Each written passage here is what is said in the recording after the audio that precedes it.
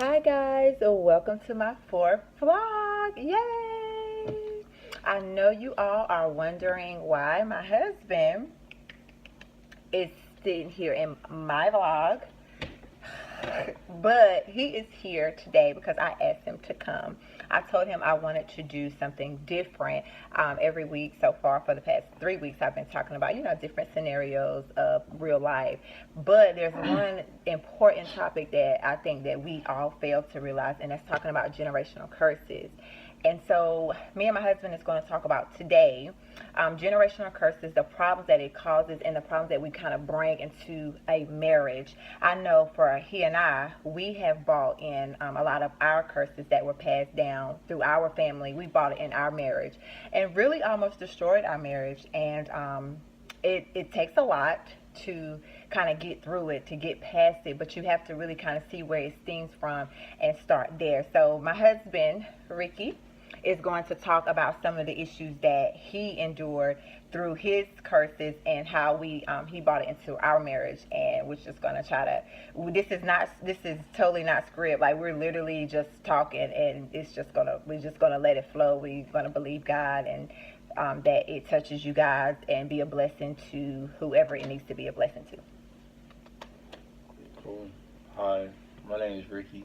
I think that my one of my generation curses, mainly I won't say one of mine, but the main one that starts and begins with all of my other issues that I had in my life is dealing with unforgiveness and the I believe that the devil attacked the men in my family with not having a relationship with their father, whatnot. If I'm not mistaken, my father and my grandfather had a hard time when he was growing up. And this ain't nothing towards my father, dad. I know you about to look at this. I'm sorry, but We love you. But this is just keeping it real. And Yeah. even I have the same conversation with my dad. I have enough conversation with my dad now that whatever I say, he can back me up. So don't think it's a hit towards him. Right. But he had a hard time with his father, and I'm pretty sure my grandfather probably kind of had a little bit of hard time with their father because they had so many brothers and sisters that I'm pretty sure that, the time being a father to some of the kids could have been left out, whatever. But I really believe that was a generation curse that was started. I believe that me and my father has really taken the role and broke this generation curse, but it could have happened between me and my father as well. I know at one point in time, especially when I was in the military, me and my father was not talking at all. I was taking certain things personal. I think he was taking things personal as well because he's more hurt that I was his son, and I probably wasn't reaching out to him as much as possible, and I felt like he wasn't reaching out to me as much as possible because I was his son.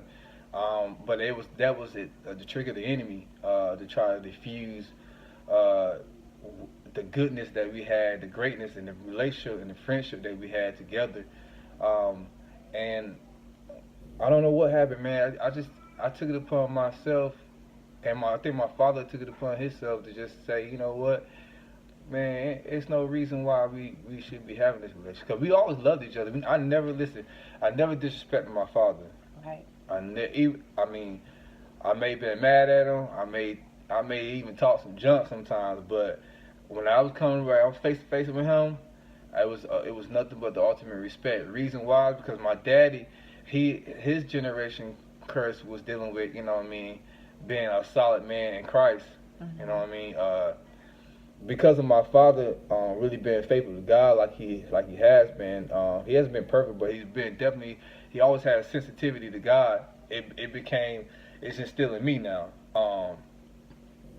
I'm telling you, just months ago, I'm not preaching to anybody that, like I've been saved all my life. I've been inconsistent, and people that know me can tell you the truth. I've been up, down, up, down, up, down, up, down, and I think the crazy thing about it was that I was never properly giving God my hurt like I was supposed to. I think we as humans, sometimes we want to. The curse comes from us wanting to protect ourselves from hurt, Right. right? And you gotta understand, when you protect yourself from hurt, yeah, that's one thing, but you're not understanding you're also protecting yourself from getting healed as well. It's just like I was using an example the other day when I was lifting weights with some of my brothers from the church. It was just like you at a door, somebody's at the door. You call 911, now the ambulance is at the door. You may be bleeding, or you may be having a hard time breathing, whatnot, but the door locked. You know what I mean? So they can't even get in to help you out. You know what I mean? You know, they really can't. They can't get in to help you out, and they try their best to figure out how to get in. So they probably have to wait on the fire truck to get here to break down the door, or the police officer to get here to break down some windows. But who's to say that it's too late? You know what I'm saying? But it's like that's how you do it in spiritual wise. You've been protecting yourself for so long that, you know what I mean, you'll start developing a curse over your life because of the fact that you're still stuck in that area, and it might be too late for somebody to come and help you because the curse, you know what I'm saying, has been in you, and by you not allowing God to help you or heal you, you know what I mean, you develop a curse in your life. I hope I'm making sense, but I think that, like I was saying, that the father-son generation curse was detrimental because there was a lot of issues and a lot of pain that I was dealing with, and I didn't know how to handle it. And a lot of times, you know, some of the stuff that your father has been through is passed down to you, and if you don't know the history behind it, you don't understand what you're going through. You know what I mean? And you're trying to figure out your own, but it's like, you know, trying to figure out where you're going and you blindfolded can be, you know what I'm saying, a more, you know what I'm saying, a disaster than it is helping you out, you know. And it took me to talk to my father on a consistent basis, even through my marriage with Charlotta, even through some of the issues I was dealing with as a man, my career, everything, my depression. It took me to talk to my father a whole lot more to understand some of the stuff that I was dealing with in order for me to grow. And I ain't talking about, like, you know, hey, I've been saved about 5 years and this is what came out. No, I mean, now, as we speak right now. I just talked to my dad yesterday, you know what I'm saying? We talk, you know what I mean? And I don't know.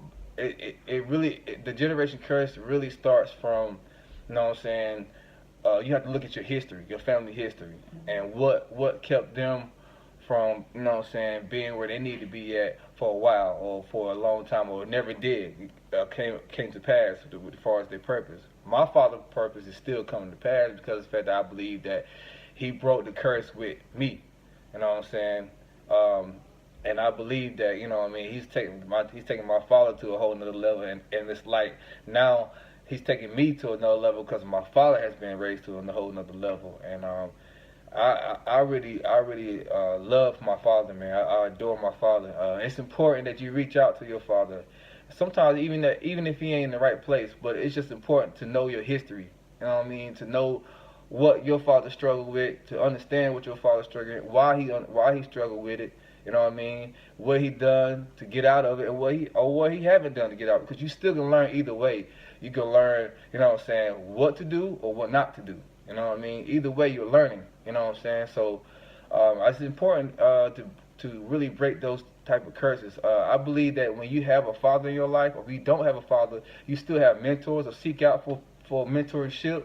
You know what I mean? Go to a church. You know what I'm saying? There's always somebody that can help you. You know what I mean? You may not even understand. Your father may have passed away, but there's still somebody that knew your father. You know what I mean? Closely. You know what I'm saying? You can always reach out to them. It's important you know your history, and it's important to have a relationship with some type of father figure because it makes you a better man. I believe that the reason why that so many men is messed up right now, robbing, you know what I mean, killing, and doing just having depression, suicide, don't believe in themselves, not raising their kids, whatever. I think that's going through right now due to the fact that they don't have a relationship with their own father. You know what I mean? And that's women too, but it's really detrimental to their fathers. So that's all I had to say. I'm not talking a long time. Sorry. Yeah. No. Also, what he was saying as far as like as for the man part, which is true. For me, with the my mother, she is my family. I wouldn't just say my mother, my family on both sides, the Atkinsons and the Williams Taylors, my mom's people and my dad's people. They the women on that side are very dominant, and it's like I wouldn't say their husbands are weak, but there was a lot of control. Either you can tell me what to do, or you cannot tell me what to do. And I think that for them, when it came back to me, as I grew up and I got married to my husband, I was very dominant in our marriage. And with me, it was very hard for him to break me, because it was like I was rock solid because of the previous hurt or how I was brought up. And a lot of times as women, a lot of us, we bring whatever baggage, whatever hurt, pain, whatever, we bring that into our marriage, and we expect and want our husbands to make it right. And that's what I did. I went into my marriage broken, disgusted, beat Slam up, and I was looking for him to just build me up and keep me happy all day, every day. And if he couldn't do that, I was going to give him hell. And I was very dominant, and it was like he wasn't used to that. I don't believe he was used to that. And a lot of our problems, right, when you say, would come from the you make me sick. Who came from the fact that I was so hard. And he's like, why are you so mean? And I was like, what? Like, that's what I knew. It's a learned behavior, and what you see at home and what you see, it grows up in you. Sometimes it actually grows taller than you. I'm 6 feet, and I think that my issues was a whole lot taller than me, and I didn't know how to deal with them, and I didn't know. I just knew what I wanted, and I knew what needed to get done for the woman side. My husband, he was like whatever I wanted, I could get. And then, like, when he would tell me no, I like transform, right? Then I turn into a different person. Stop! Didn't I turn into a different person? What should I? Yeah, go ahead. You can answer it. Okay. Yeah. No. Yeah, well, she didn't get her way. Yeah. Mhm. Okay. Yeah. So. Not to get into details, but yeah. Mm-hmm. Am I still like that? You working on you doing a whole lot good. Team me. You are not where you used to be. Amen. I testify to that. I can vouch for that. I'm talking about she's not where she used to be at. I'm talking about, and this is not like we've been doing this for a long time. We're actually right now every day practicing. Like, we're practicing on it right now. We had to get something. We had to pray. We had to pray and get something right before we did the video. We had to pray. We don't want to be fake on here no more. You know what I'm saying? We just don't want. I mean, it's a lot of people doing videos, but I don't want to do a video and being fake, man. And I really don't my family knows that. If I'm up here, my family knows that. Hey, we're working on something right now. You know what I'm saying? Like, I don't want to be fake on anything, man. And not to say we've been fake, but I want everything to be authentic. If we talking to y'all, we actually living it. You know what I mean? And I mean, man, like, ever since my pastor laid his hands on me, my life has been changing, man. And my pastor laid his hands on me right before I went on the beach trip. So you can go back into the Facebook and check the. I didn't even really post until September. Listen, talk about your issue that you brought into the marriage. Not only, the fact that you was a runner. Yeah. Discuss that, because I'm sure there's a lot of other husbands besides mine that had the spirit of running when things went wrong, or when there wasn't used to a dominant woman. Majority of the women are a lot dominant than men are, and some men cannot handle it. They can't control it, and before they grab you by your neck and slide you down 301, or before they kill you, some guys would just run. And not saying it's cool, or not saying it's the right thing, or it is, because it's not, but I guess it's a learned behavior. So talk about your running or whatever. I mean, my running comes from not being able to handle some certain situations. You know, like, a lot of times I think it came from, like I said before, going back to not having the best relationship with my father. So I didn't understand how to handle that situation. I ran because there was a lot of hurt as a man. Pride was tore down as a man. You know what I mean? And I just didn't know how to handle it. You know what I mean? I felt like I didn't have to take this. I do not have to take this. Matter of fact, I don't have to take this. That's how I was thinking. You know what I mean? And I don't. I really don't. But I really believe that by me having a great relationship with my father, it's making me understand who I am as a man. So, and once you understand who you are as a man, it's like some of the stuff doesn't affect you anymore to run. Um, and that alone kind of helped me a lot to actually stay and believe in God for the change. And honestly, I'm learning this, y'all. I'm learning this one day at a time, every day. But by me talking to my father, me being in church on a consistent basis. I mean, on a consistent basis. Like I've been in church every day. Like almost every day, I go to church almost every day. Either I'm working out in the mornings, or I'm at Bible study, prayer. So I'm doing something every day. I'm at the church doing something, band practice or something. And by me being around that, it has helped me out a whole lot. It opens a vessel for God to come in and help you with some of the stuff. My relationship stronger with my wife because it actually showed her some true authenticity of how I'm really trying to be a changed man. Really, the history has shown that I was just lead. You know what I mean? I would run. Due to the fact that I was ashamed of some of the stuff that I guess I've done. I won't say guess. Some of the stuff that I've done, which was cheating, lying, dealing with like drugs, smoking. I used to smoke every day, chimney. I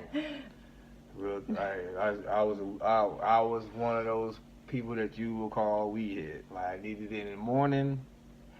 I needed it all the time, man. Noon and night. I needed it. Because I was facing issues that I didn't know how to face to face. You know what I mean? I guess because it hurted too much. She was dealing with some of the stuff that she was dealing with as far as how she would handle things, and I guess how she would handle it was, you know what I mean, to protect herself was to make you feel small, and I actually did feel small, and so I would go smoke, you know what I mean, it get to the point where it got so bad to where I would go run, you know what I mean, forget it, pack my bags up, I won't take this, nope, right. Nope, you know what I mean, I would pack, I'll come downstairs with all my stuff. Sure did. Sometimes, and then, you know, sometimes, be honest with you, sometimes I didn't even leave. I packed all my stuff, didn't leave. Be like, damn, man, I gotta put all this stuff back up. Golly, boy. Hey, let's sit there. Closet be empty. Put it back. Put all my stuff, hanging my stuff back up. Well, you better not do it again, I tell you that. Put that stuff up. I used to be putting this stuff up, son. You know what I mean? Or not, then can't. Where my drawers go? I'm telling you, boy. And we'll do it again. Dude, don't mind, do it again. Every time I pack my stuff up, I'll be like, damn, boy, I gotta put all this stuff back up. Oh, son. But God delivered me from that. Thank you, Jesus. On a real note, but I mean, I picked those type of spirits up from my generation curses, man. Yeah. I mean, my father, he was dealing with that for a while. You know what I'm saying?